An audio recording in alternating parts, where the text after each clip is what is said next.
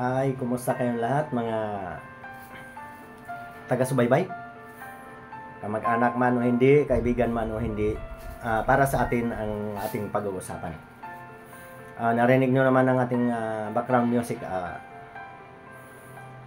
sa pagpupuri sa Diyos yan. Mga prayer, panalangin. Bakit ko nababanggit ang panalangin? Ito po, hindi po ako, baka sabihin nyo masyado naman ako nagmamagaling.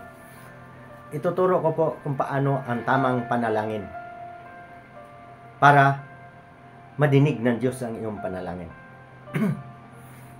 Yun, baka nagtaasan na naman ang inyong tainga, sabihin niyo, nagmamagaling ako. Hindi po. Ang aking personal vlog, ang aking hangarin ay makatulong sa kapwa-tao.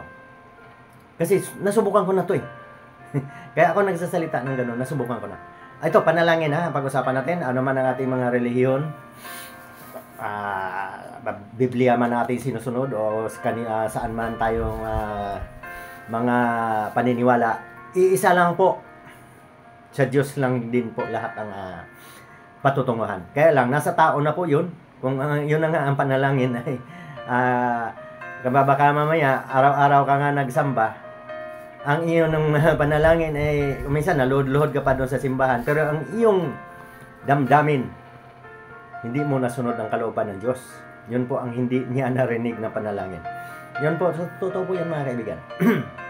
Hindi po ako nagmamagaling. Ako nga, mabibilang lang siguro sa daliri ang pagsasamba ko eh. Pero kahit nandito ako sa bahay, nanalangin ako.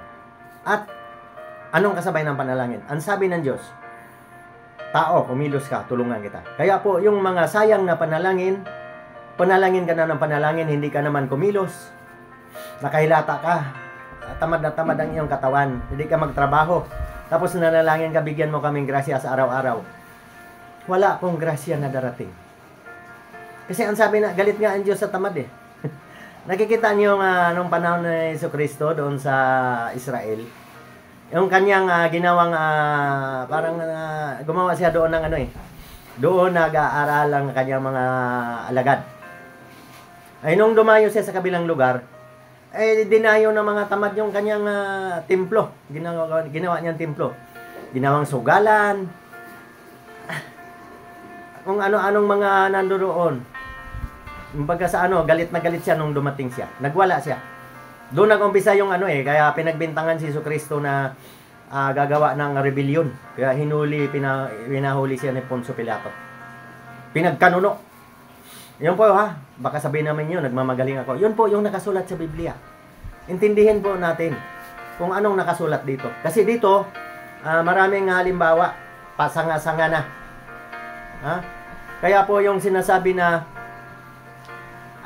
may ang mga binhi, mayroong napunta sa batuhan, mayroong napunta sa mga magandang lupain, at sumibol. Siyempre, pag napunta ka sa batuhan, hindi ka sisibol. Totoo po yan eh. Para din po yan sa tao. Pag ikaw nagsikap, gaganda ang iyong buhay. Pero kung ikaw ay tatamad-tamad, andun ka sa bato na punta. Ayun, wala pong grasyang darating. Kaya sabihin mo man na maghapon, sa umaga pagising mo, nagdarasal ka na. Bigyan mo man kaming kakanin sa araw-araw. Hindi po, wala pong kakanin na darating. Kung hindi po gamitin natin ang ating mga kamay. Yun nga mga kulang ng kamay eh. Kulang ng kamay. Yung mga kulang ang kamay, ibig sabihin tuloy pa rin sa pagtatrabaho para mabuhay. At naririnig ng Diyos ang kanyang panalangin. Hindi po tatagal ang ating video mga kaibigan. Ayun na hindi ako nagmamarunong. Kasi ako po, nagisnan ko na po, nung ako nagkaisip, ang aking magulang, iwan ko lang doon sa tatay ko, ang aking nanay, sobra-sobra akong manalangin, magdasal. Nasaksihan ko siyempre. Na minsan narinig ko, bigyan mo kami ng pagkain sa araw-araw. Siyempre, nung bata ako, hindi ko naintindihan. Akala ko talaga may magbibigay.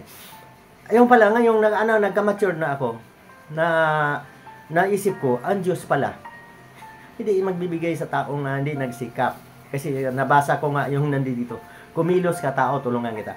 Kaya sayang lang po yung panalangin Hindi naman po ako galit sa nanay ko kasi hindi rin po niya, hindi po niya naunawaan. Alam mo ba yung panalangin ng panalangin kami noon sa probinsya na sobrang kahirapan?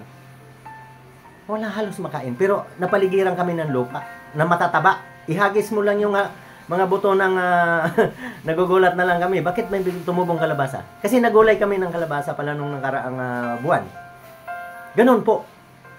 Ay kung binungkal natin yung lupa, taniman natin, di po tayo magugutom. Pag nandito naman tayo sa syudad, dubli sipag. Gaya ng ginagawa ko, madaling araw pa lang, nagtatrabaho na.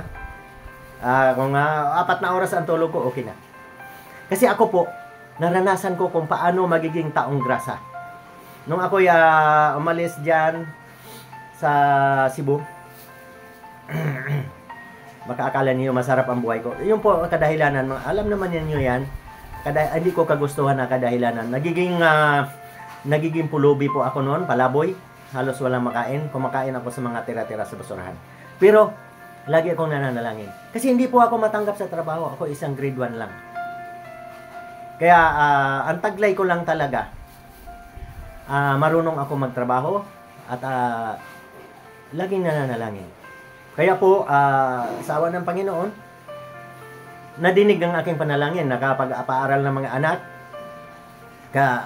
Ibig sabihin, kontento na po ako kahit hindi man yumaman. Basta, ang mga anak ay may trabaho lahat. Maraming salamat. Sana makakakuha kayo ng aral sa aking channel. Yung mga, maka nagtataka kayo, bakit mga vlog natin nasa Japan. Nandoon po kasi yung aking anak, na si Jerome. Pinadala ko isa kong cellphone. Yun po yung mga upload natin, ipapakita ko po sa inyo kung paano kaganda ang Japan. Kahit nandito lang ako, pag ipinadala niya yung mga video sa akin, may upload po natin. Maraming salamat. Yun ha. Hindi lang po natin makuha sa puro panalangin, sabayan po natin ng pagkilos. At saka, huwag po tayong umasa sa iba. Kasi ang karamihan kasi, kaya hindi umunlad. Yun na nga, tamad na nga, magagalit pa sila doon sa may pera. Kasi madamot yan. Kasi kung ibigay nila ng lahat sa inyo, di naman kayo nagsisikap, hindi magkasya. Kahit isang bahay na pera. Ayan ha. Sige, sana makakuha kayo ng aral. Ingat lang po tayo lagi. Ako laging nag-i-encourage sa inyo kung paano umasinso. Hindi po ako nananalangin sa Diyos na sana mapahamak yung tao na yan. Napakasamang gawain po yan. Ipanalangin mo na sana magkasakit yung tao na yan. Ang Diyos hindi magagalit sa inyo. Lalo kayong babagsak. Ha? Dapat ako pinanalangin ko kayo.